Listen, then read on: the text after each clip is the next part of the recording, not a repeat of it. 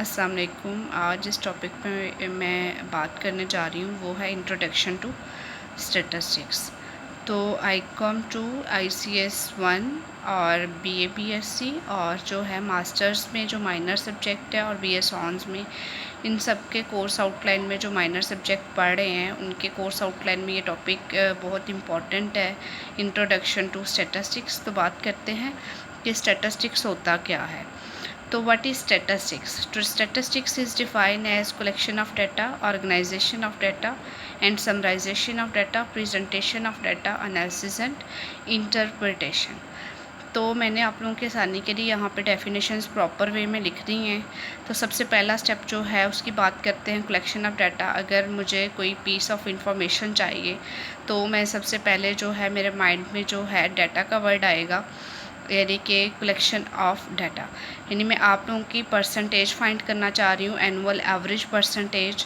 तो मैं क्या करूँगी, सबसे पहले स्टूडेंट से डाटा कलेक्ट करूँगी। फिर डाटा कलेक्शन में मैं क्या पूछूँगी, जेंडर पूछ सकती हूँ, आपकी यूनिवर्सिटी पूछ सकती हूँ, आपका बोर्ड पूछ सकती हूँ, और जो है आपके ऑब्टेन्ड मार्क्स, आपके टोटल मार्क्स, और इसी तरह जो है मैनी फैक्टर्स इसमें इन्वॉल्व होंगे।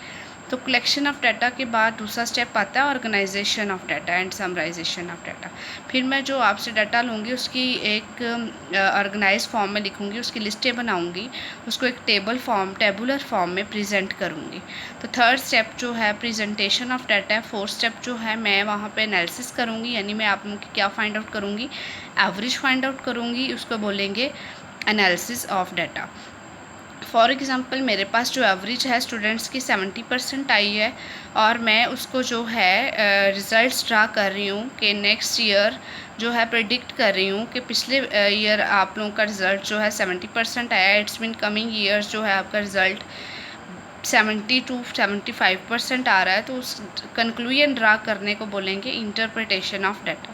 यानी सबसे पहला स्टेप मैंने आपको बताया, कलेक्शन करूँगी सबसे पहले, और फिर जो है ऑर्गेनाइज करूँगी, थर्ड प्रेजेंट करूँगी, फोर्थ एनालिसिस करूँगी, और एनालिसिस करने के बाद मेरे पास जो रिज़ल्ट्स आए हैं उनको एक्सप्लेन करने को मैं जो है इंटरप्रिटेशन ऑफ डाटा बोलूँगी। जैसे जो है अगर मैं annual average age find out करना चाह रही हूँ तो उसके लिए सबसे पहले मैं कलेक्शन ऑफ डाटा करूँगी, देन उसकी जो है एवरेज फाइंड करने के लिए एनालिसिस करना पड़ेगा मुझे। एनालिसिस करने के बाद मेरे पास जो एनुअल एवरेज एज आई है उसको मैं एक्सप्लेन करूँगी कि इस वक्त एनुअल एवरेज जो एज है कितने परसेंट चल रही है या फिर क्या फिगर चल रहा है। तो इस चीज़ को बोलेंगे स्टैटिस्टिक्स। तो मेन मैंने आपको इसके 5 स्टेप बताए हैं। सबसे पहला स्टेप है कलेक्शन, दूसरा है ऑर्गेनाइजेशन एंड समराइजेशन, थर्ड है प्रेजेंटेशन, फोर्थ है एनालिसिस, और फिफ्थ है इंटरप्रिटेशन। इसके बाद बात करते हैं ब्रांचेस ऑफ स्टैटिस्टिक्स। तो there will be 2 branches of statistics, descriptive statistics and inferential statistics. Descriptive statistics is defined as it deals with collection, organization, summarization and presentation of data।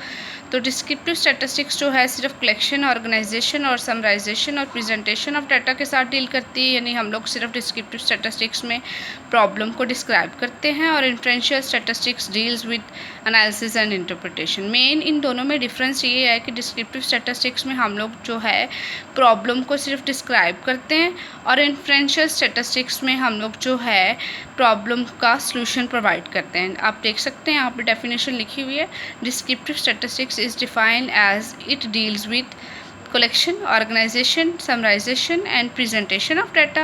Inferential statistics किसके साथ deal करती है, analysis and interpretation. Analysis and interpretation जो हैं last 2 step हैं statistics के, और पहले 3 स्टेप जो हैं डिस्क्रिप्टिव में आएंगे और लास्ट 2 स्टेप्स जो हैं इन्फ्रेंशियल में आएंगे। तो differentiate between descriptive and inferential statistics, the main difference is between both of them। In descriptive statistics we describe the problem and in inferential statistics we provide the solution। बात करते हैं अब data की, what is data. तो यहाँ पे proper definition जो है लिखी गई है, data is defined as sequence of facts and figure. यानी एक सीक्वेंस है किसके बारे में, फैक्ट्स एंड फिगर्स के बारे में। तो दो टाइप्स हैं आपके पास, प्राइमरी डाटा और सेकेंडरी डाटा। प्राइमरी जो है फर्स्ट हैंड को कहते हैं, सेकेंडरी जो है सेकंड हैंड को कहते हैं। The data which is not undergone any statistical treatment that is called primary data, and secondary data the data which is not undergone any statistical treatment is called secondary data. तो primary data वो है जिसमें हम लोग खुद सारा काम करते हैं, यानी फ़र्स्ट हैंड डाटा हम लोग कलेक्शन करते हैं उसमें। और सेकेंडरी डाटा में जो है हम लोग किसी से डाटा जो है ले लेते हैं। यानी अब मैं आप लोग के मार्क्स फाइंड आउट करना चाह रही हूँ, एनुअल एवरेज, तो मैं क्या करूँगी, जो डाटा मैं आपसे ख़ुद कलेक्ट करूँगी उसको प्राइमरी बोलेंगे, यानी उस पर मैंने कोई स्टैटिस्टिकल ट्रीटमेंट नहीं लगाई भी, मैं खुद सारा काम कर रही हूँ। और जो है सेकेंडरी, अगर मैं आप लोगों का जो है annual average marks find out करना चाह रही हूँ, मैं आपके एडमिनिस्ट्रेटिव और आपके एडमिनिस्ट्रेशन से डाटा ले लेती हूँ या फिर किसी और वे से डाटा ले लेती हूँ, तो उसको बोलेंगे सेकेंडरी। तो वो डाटा जिस पे कोई स्टैटिस्टिकल ट्रीटमेंट पहले से नहीं लगी होती उसको प्राइमरी कहते हैं, और वो डाटा जिस पे स्टैटिस्टिकल ट्रीटमेंट लगी होती है उसको सेकेंडरी डाटा कहते हैं। इसको आप इजी वे में प्राइमरी डाटा को फर्स्ट हैंड डाटा कह सकते हो, सेकेंडरी डाटा को सेकंड हैंड डाटा कह सकते हो। जैसे फॉर एग्जांपल अगर मैंने एक न्यू बाइक परचेज़ करनी है तो वो प्राइमरी होगी, और अगर मैंने सेकंड हैंड बाइक परचेज़ की है तो वो कौन सी होगी, सेकेंडरी डाटा होगी। ये मैंने एग्जांपल दिया आपको बेस्ट वे में समझाने के लिए। बात करते हैं पॉपुलेशन की। पॉपुलेशन तो आप सबने वर्ड सुना होगा कि टोटल ग्रुप को पॉपुलेशन कहते हैं, but the total group under discussion is called population. यानी वो टोटल ग्रुप जिस पे आप रिसर्च करना चाह रहे हैं, वो ग्रुप से रिलेटेड जितने भी लोग होंगे वो आपका क्या होंगे, पॉपुलेशन। जैसे मैंने अगर annual average marks find out करने हैं तो मेरी पॉपुलेशन स्टूडेंट्स होंगे, ना कि पूरी दुनिया के लोग होंगे। इसी तरह जो है सैम्पल क्या होगा, ए representative part of population is called sample. यानी एक रिप्रेजेंटेटिव पार्ट जो मैं पॉपुलेशन से ले रही हूँ उसको मैं क्या बोलूँगी, सैम्पल। अच्छा जी, बात करते हैं कि पॉपुलेशन से हम लोग सैम्पल लेते क्यों हैं। फॉर एग्ज़ाम्पल यहाँ पे मैं एग्ज़ाम्पल दे रही हूँ कि मेरे पास पॉपुलेशन जो है 5000 है स्टूडेंट्स जो मैं डाटा कलेक्ट करना है, मेरे पास टाइम जो है कम है, मैंने एनुअल एवरेज मार्क्स जल्दी से फाइंड आउट करने हैं, तो मैं उस पॉपुलेशन में से क्या लूँगी, सैम्पल लूँगी। या फिर जो है सैम्पल आपने हमेशा 10% लेना होता है। मेरे पास पॉपुलेशन टोटल 5000 है, तो मैंने सैम्पल जो है 10% उसका 500 लिया है। अच्छा जी, बात करते हैं कि पॉपुलेशन से सैम्पल हम क्यों ले रहे हैं। पहला फैक्टर है कि टाइम सेव होगा, दूसरा फैक्टर है कॉस्ट सेव होगी। पॉपुलेशन अगर 5000 है तो मुझे 5000 लोगों के पास जाना पड़ेगा डाटा कलेक्शन करने के लिए, उसके लिए मुझे टाइम रिक्वायर्ड है, ज़ाहिर बात है जब मैं जाऊँगी उसके लिए कॉस्ट रिक्वायर्ड है। और इन दोनों फैक्टर्स को कंट्रोल करने के लिए हम लोग क्या करते हैं, मिनिमाइज़ करने के लिए हम लोग पॉपुलेशन से क्या ले लेते हैं, सैम्पल ले लेते हैं। मेन इसकी प्रॉपर डेफिनेशन मैं आपको बता चुकी हूँ। Population is defined as the total group under discussion is called population.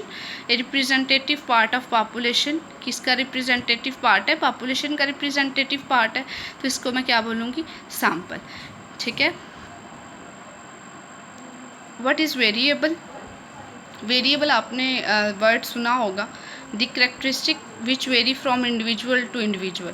यानी वो करेक्टरिस्टिक जो वेरी करती है एक से दूसरे फ़र्द में, उसको क्या बोलेंगे, वेरिएबल। जैसे आप लोगों का आई कलर है, हेयर कलर है, जेंडर वाइज अगर देखा जाए आप लोग वेरिएबल हो, यानी वो करेक्टरिस्टिक जो एक दूसरे से वेरी करे। आप लोग के मार्क्स वेरी कर सकते हैं, हाइट वेरी कर सकती है, वेट वेरी कर। कांस्टेंट का वर्ड भी आपने सुना होगा, कांस्टेंट वेरी नहीं करता, वेरिएबल जो है वेरी करता है। ठीक है। टाइप्स ऑफ वेरिएबल है मेरे पास, क्वांटिटेटिव है और क्वालिटेटिव है। तो क्वांटिटेटिव तो आपने नाम सुना होगा इसका, क्वांटिटी में को जिसमें मेजर करते हैं, न्यूमेरिकल डाटा होता है उसको क्वांटिटेटिव वेरिएबल कहते हैं। Qualitative variable non numerical data को कहते हैं। The variable which is measured in numerical form is called quantitative. The variable which is measured in quality form is called qualitative. अच्छा, वो डाटा जो न्यूमेरिकल होगा उसको आप क्वांटिटेटिव कहेंगे, और वो डाटा जो आपकी क्वालिटी को जाहिर करेगा उसको आप क्या कहेंगे, क्वालिटेटिव वेरिएबल। मैं एग्जांपल से यहाँ पे आपको बताती हूँ। फॉर एग्जांपल जो है क्वांटिटेटिव की एग्जांपल यहाँ पे एज, वेट और हाइट दी हुई है। तो एज भी न्यूमेरिकल होती है, हाइट भी न्यूमेरिकल होती है और वेट भी numerical. There will be many examples.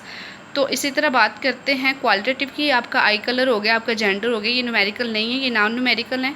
तो ये वेरिएबल तो हैं, लेकिन कौन सा वेरिएबल है, क्वालिटेटिव वेरिएबल। क्वांटिटेटिव वेरिएबल की फर्दर, क्वांटिटेटिव वेरिएबल की भी टाइप्स हैं आपके पास, दो टाइप्स होते हैं। कॉन्टीन्यूस वेरिएबल है और एक डिस्क्रीट वेरिएबल है। The variable which measures the points and intervals is called continuous variable and the variable which measures only whole numbers is called discrete variable. अच्छा, कॉन्टीन्यूस वेरिएबल्स में आपके पास intervals हो सकते हैं, पॉइंट्स हो सकते हैं।